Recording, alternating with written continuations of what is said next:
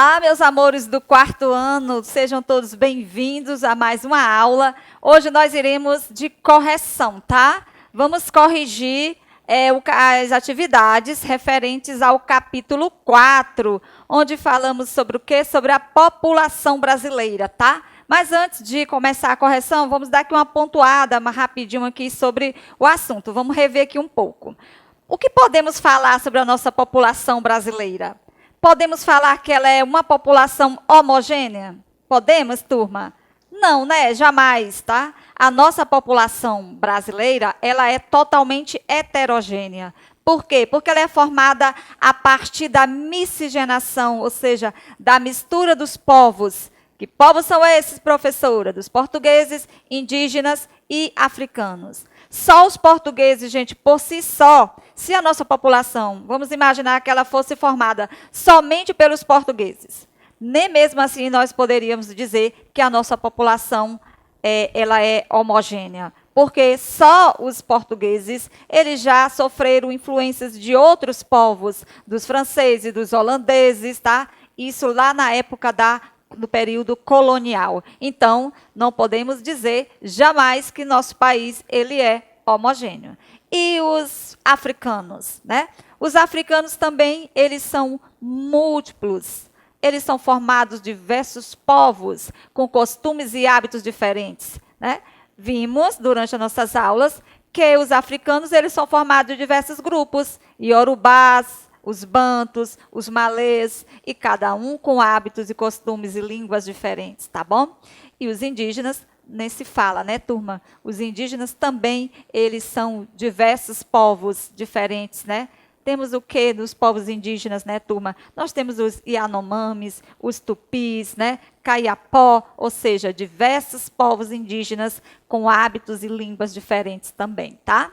Então, jamais iremos dizer que temos um país homogêneo, né? Ele é totalmente heterogêneo. E porque também nós herdamos de cada um desses povos costumes e hábitos diferentes, né? O que herdamos dos africanos, né? Nós herdamos o que desses povos maravilhosos, gente? Nós herdamos vários hábitos deles, palavras que nós incorporamos no nosso dia a dia. A capoeira. Vocês sabiam, gente, que a capoeira no nosso país ela já foi considerada um crime? Pois é, turma.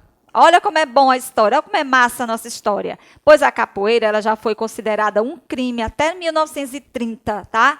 Hoje isso mudou totalmente. Hoje ela é reconhecida como patrimônio, né, cultural e material da humanidade. Foi reconhecido pela Unesco a partir do ano de 2014, tá? Então, a partir de 2014, a capoeira ela passou a ser considerada um patrimônio imaterial, tá? Mas antes, muito antes, ela foi considerada até crime. Quem fosse pego na rua praticando, lutando ou dançando capoeira era, né, preso.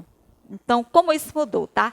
Então, o que podemos falar sobre a nossa população brasileira é isso, né? Que ela é mistura, né, desses povos. Vamos lá para a correção? Deu para pegar um pouco mais do conteúdo, que já foi abordado esse conteúdo, né, turma? Só estamos pontuando um pouco mais sobre ele. Vamos lá fazer a nossa correção. Lá na página 155 do livro de vocês, material Farias Brito, né, turma? Nós estamos no material Farias Brito. Na página 155, primeira questão, tem um texto para vocês lerem. O que está dizendo aí nesse texto da página 155? É todo esse texto, tá bom, gente? Que vimos sobre a população, né? A formação da população, tá? Que é uma mistura desses povos, tá bom? Então, não é um texto específico, não. É o texto todo sobre o assunto, tá bom? Aí você iria reler esse texto e ligar cada palavra ao seu significado. Vamos lá ver quais são as palavras? Olha só, heterogêneo. Heterogêneo vem de quê, gente? Vem de igual e uniforme? Não, né, turma? E diversidade. O nome diversidade já não diz a resposta. Diversidade vem de quê? De diversos, de muito, bastante, né? Homogêneo, né? É uma coisa uniforme, única, né? E mesclado. Mesclado quer dizer o quê, gente? Misturado, né? Vamos lá fazer a correção? Vamos lá. Primeira palavra, heterogêneo, quer dizer, né, diverso e diferente, né? Diversificado. Diversidade vem de variedade, né, de coisas diferentes entre si. Homogêneo quer dizer igual, uniforme. E mesclado é mistura, né, gente? É a miscigenação, é a união, tá, de vários elementos. Conferido, turma? Vamos lá para a questão 2. Olha só que questão boa. Lá na questão 2 é para você assinalar, V se for verdadeiro e F se for falso. Vamos ver o que está falando lá no primeiro item. A fundação de São Luís do Maranhão, em 1612, é uma marca da presença francesa no Brasil. É verdade, gente? É francesa a marca? Os franceses, eles marcaram presença, né, na fundação da cidade de São Luís do Maranhão? Corretíssimo, né, turma? Verdadeiro. Vimos isso durante nossas aulas. Os portugueses não foram os únicos povos europeus a se instalar no Brasil no período colonial. Holandeses também ocuparam, né? Franceses também ocuparam, principalmente a região Nordeste. Então, essa informação é verdadeiríssima, turma. O último item. Os portugueses foram o único povo europeu presente no Brasil no período colonial. Acabamos de ver que não, né, turma? Então, falso. E vamos para a próxima questão. A questão número 3, ainda na mesma página, é para você elaborar, né, e registrar em seu caderno um pequeno texto sobre a frase a seguir. Que frase é essa? Vamos ver a frase. A população brasileira é heterogênea e se constitui do encontro de diferentes culturas de povos, como os indígenas, africanos e os portugueses. Então, você vai pegar essa frase e, a partir dela, você vai produzir um texto. Sempre tem dizendo um pequeno texto, mas não é necessário ser pequeno, não, gente. Pode colocar suas ideias aí, releia o texto, tá bom? E faça um texto grande. Vamos para a próxima página, é a página 157, na questão de número 4. Os africanos escravizados, eles trouxeram elementos de sua cultura. Vimos isso, né, gente? Trouxeram vários elementos, tanto na linguagem, né, nas palavras, na culinária, tá? Nos costumes, nos hábitos, nas danças, tá? Nos objetos, nos instrumentos de dança. Ou seja, os africanos trouxeram, né, vários elementos para, né, a formação do nosso povo. Então, o que é para você fazer? Eles trouxeram elementos das culturas portuguesas, também da cultura indígena. O que é para você fazer aí? É uma pesquisa sobre brincadeiras, comidas e palavras de origem africana, tá? E preencher o quadro. Eu não quis preencher esse quadro para vocês, tá bom? Eu deixei para vocês pesquisarem e vocês descobrirem palavras diferentes que nós usamos, né, no nosso dia a dia, que são de origem africanas. Assim como também na culinária, né, colocar algumas comidas, tá, que foram os africanos que trouxeram para incorporar na nossa cultura, e palavras também, tá? No livro já tem algumas sugestões, né, mas quero que vocês pesquisem e coloquem outras diferentes, tá bom? Então, pessoal, aí a resposta, e vamos para a questão 5. Escolha uma dessas brincadeiras que você, né, de origem africana, que você pesquisou, e você vai escrever nessas linhas a seguir sobre essa brincadeira, né? Como era que essa brincadeira funcionava, tá bom? Então, mais uma resposta pessoal aí, tá, turma? Vamos para a questão 6. Numere as afirmações de acordo com as imagens e legendas, né? Sempre digo a importância de vermos a legenda de cada imagem, tá bom? Na primeira imagem, nós temos vendo o quê? Uma pessoa deitada em uma rede, tá? Herdamos de quem, gente, esse hábito de descansar em redes, de dormir em redes? Herdamos de que? Povos dos indígenas, né, turma? Lá na segunda imagem, vamos ver logo aí a legenda, tá bom? É uma indígena deitada em rede no município de Serra do Tumucumaque, no estado do Amapá, tá? Em 2015. Olha só, meninas bororo usando pilão para triturar, né, gente, o alimento. Olha só aí. E a outra é uma pamonha, que nós herdamos de quem essa pamonha, gente? Dos indígenas, não foi? Foram os indígenas que incorporaram na nossa alimentação o milho, tá bom? A mandioca e outros. Vamos ver aí agora como nós vamos responder. Uso do pilão de madeira para processar alimentos. Qual é a imagem, gente? É a 1, a 2 ou a 3? Facinho, facinho, imagem 2. Hábitos de comer alimentos à base de milho, como a pamonha, a canjica, o cuscuz. Herdamos de quem, gente? Dos indígenas, e está lá na imagem 3, né? Costume de descansar em redes. Imagem 1.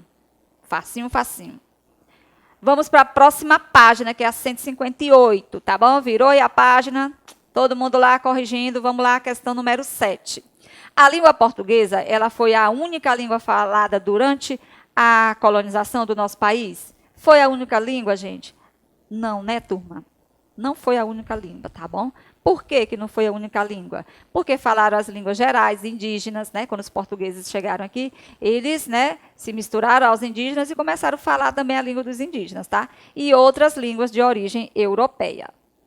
Questão de número 8. O que eram essas línguas gerais, né? Que diz na questão anterior. Que línguas gerais são essas, professora? Vamos conferir aí a resposta, tá bom? Eram variações das línguas indígenas faladas pelas populações originais e pelos colonizadores, ou seja, era a mistura dessa língua indígena e portuguesa, tá bom?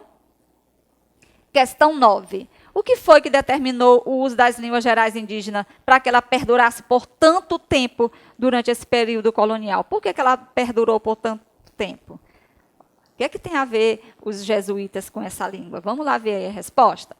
Principalmente, tá? Elas duraram principalmente pela adoção, né, dos religiosos, que eram quem? Os jesuítas. Eles usavam essas línguas indígenas para obter maiores efeitos na hora de converter esses indígenas, né, à religião católica, tá? Então, eles começavam a usar um pouco da língua indígena também, viu? Para poder conquistar esses indígenas, né? Para convencê-los, tá?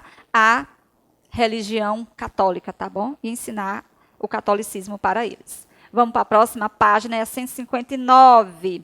É a questão de número 10. Quando e por que que os colonizadores eles decidiram impor a língua portuguesa como idioma preferencial? De que forma foi? Ora, gente, introduzindo essa língua onde? Nas escolas, né? Nos órgãos públicos, nos documentos oficiais. Vamos ver aí a resposta, tá bom?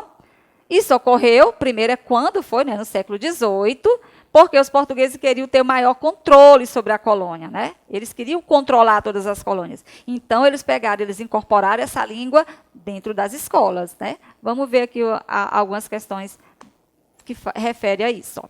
Como foi que eles fizeram isso, né? Para impor essa língua portuguesa como um idioma preferencial, né? Mais usado. De que forma foi? Usando, né, nas escolas, em documentos, tá bom? Olha aí a resposta. Corrija aí rapidinho, gente. Ó. Eles fizeram com que fosse adotado nas escolas e em documentos e locais públicos também, em substituição às línguas gerais, que era aquela língua que a gente viu agora há pouco, tá bom?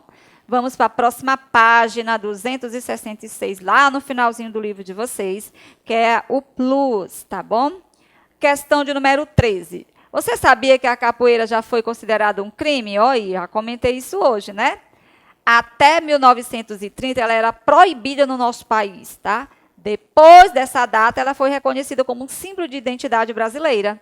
E em 2014, a roda da capoeira foi declarada Patrimônio Cultural Imaterial da Humanidade. Quem foi que reconheceu isso? A Unesco, né, gente? Que é o órgão que reconhece como patrimônio cultural.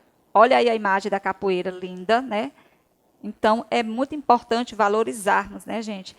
Todas essas influências, não só dos africanos, mas dos indígenas e dos portugueses também, tá? Olha aí, qual é a importância, né, do reconhecimento da capoeira como patrimônio cultural para o fortalecimento dessa cultura africana? É muito importante esse reconhecimento e o respeito, né, gente? O reconhecimento da capoeira como patrimônio cultural ressalta o valor da influência africana sobre a identidade brasileira. Até porque, gente, só repetindo aqui, né, os africanos foram a força, né, maior nas atividades econômicas do nosso país, né? O trabalho árduo, pesado mesmo, foi com as mãos negras, né? Eles que elevaram o nosso país com o seu trabalho. Questão 14. Observe as palavras da nossa língua e as suas origens. Vamos ver lá. Pipoca, que nós usamos muito no nosso dia a dia, é de origem indígena. Dengo, oh meu dengo, é de origem africana. A arara, origem indígena. E o cafunézinho maravilhoso é de origem africana. Com esses exemplos, o que é possível concluir a respeito da origem de vários termos utilizados na nossa língua portuguesa atualmente? O que podemos concluir, né? Se tivéssemos uma aula online, vocês iam responder já rapidinho para mim. O que podemos concluir com isso, né? Que a nossa língua, ela, né, não tem só uma origem somente, né? porque ela recebe influência de vários povos, tá bom? Que formaram a nossa cultura. Gostaram da aula, meus amores? Corrigiram tudo direitinho? Obrigada aí pela presença de vocês. Até a próxima aula. Estudem, tá? Reveja tudo que está chegando já as provas, ok? Beijos, fiquem em paz e fiquem com Deus.